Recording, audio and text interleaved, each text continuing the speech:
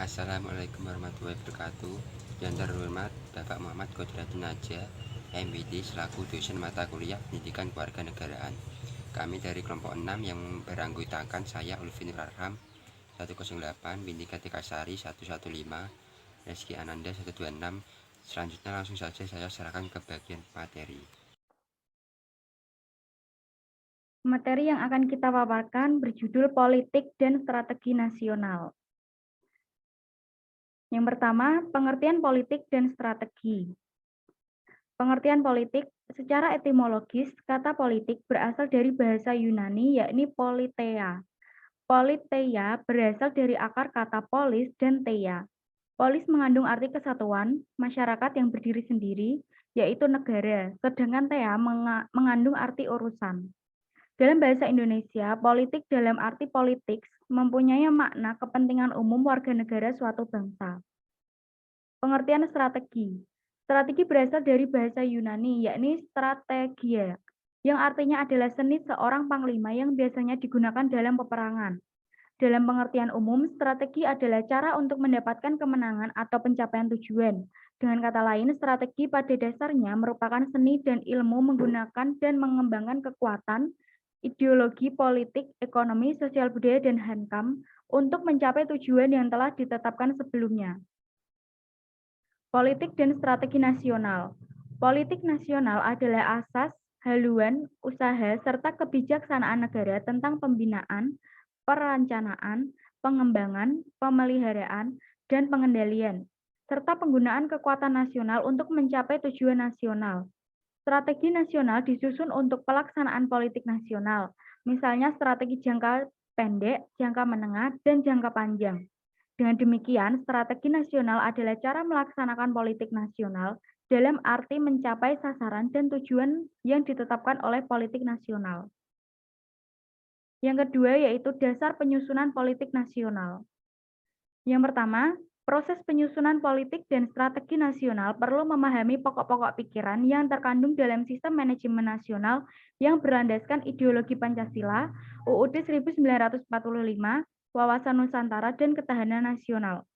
Yang kedua, proses penyusunan politik dan strategi nasional juga harus mengacu pada nilai-nilai perjuangan bangsa Indonesia, sebagaimana tertuang dalam Proklamasi Kemerdekaan Republik Indonesia tahun 1945, sehingga akan menjadi pedoman, petunjuk, dan koridor bagi terselenggaranya semua program pembangunan nasional.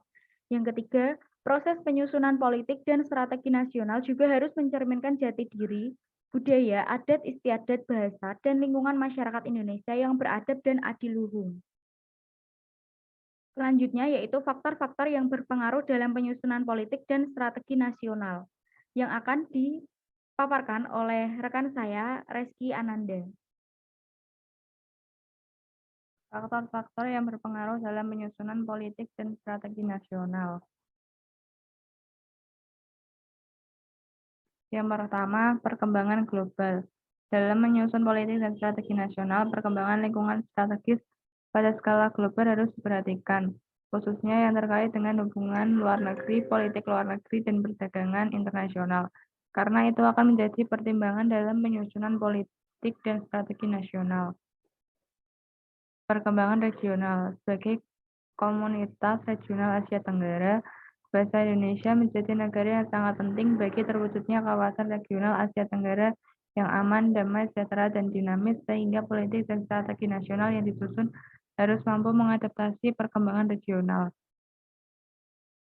Yang ketiga, perkembangan nasional. Dalam penyusunan politik dan strategi nasional, perkembangan skala nasional yang meliputi Astagatra, Trigata, dan Pancagatra menjadi masukan yang sangat penting dalam perubahan politik dan strategi nasional. Yang keempat, perkembangan lokal.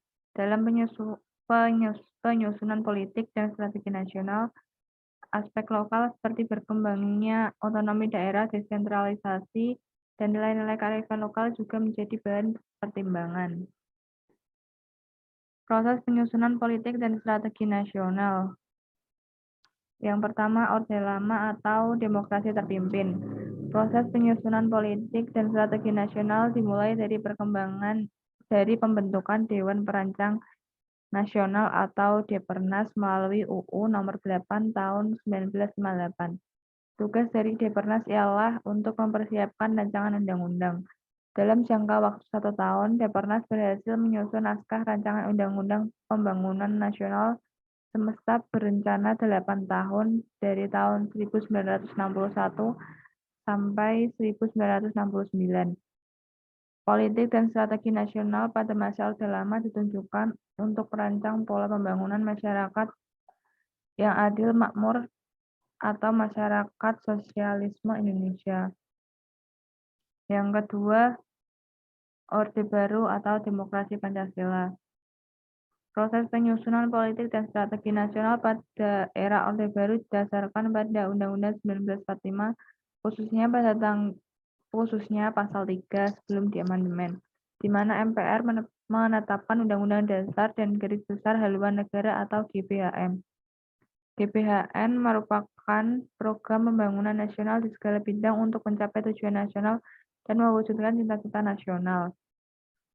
GBHN memberikan kejelasan arah bagi perjuangan negara dan rakyat Indonesia yang sedang membangun agar mewujudkan keadaan dan mampu memberikan gambaran masa depan yang diinginkan. GBHN merupakan rencana pembangunan 5 tahunan. Yang ketiga, transisi reformasi. Proses penyusunan politik dan strategi nasional pada era transisi reformasi diawali dengan diterbitkannya beberapa ketetapan MPR sebagai respon terhadap berbagai tuntunan reformasi yang sangat tegas ketika itu. Yang terakhir, Orde Reformasi. Proses penyusunan politik dan strategi nasional pada era reformasi diawali dengan diterbitkannya Undang-Undang Nomor 25 Tahun 2004 tentang Sistem Perencanaan Pembangunan Nasional atau SPPN. Keberhasilan politik dan strategi nasional. Politik dan strategi nasional Indonesia akan berhasil dengan baik dan memiliki manfaat yang seluas-luasnya bagi peningkatan kesejahteraan dan kebahagiaan seluruh rakyat. Jikalau para warga negara, terutama para penyelenggara negara, memiliki moralitas, semangat, serta sikap mental yang mencerminkan kebaikan yang mana nantinya menjadi panutan bagi warganya. Dengan demikian, ketahanan nasional Indonesia akan terwujud dan akan menumbuhkan kesadaran rakyat untuk membela negara, serta kesadaran nasionalisme yang tinggi namun bermoral ketuhanan yang Maha Esa, serta kemanusiaan yang adil dan beradab. Sekian pemaparan materi dari kelompok 6, yang kurang lebihnya mohon maaf. Wassalamualaikum warahmatullahi wabarakatuh.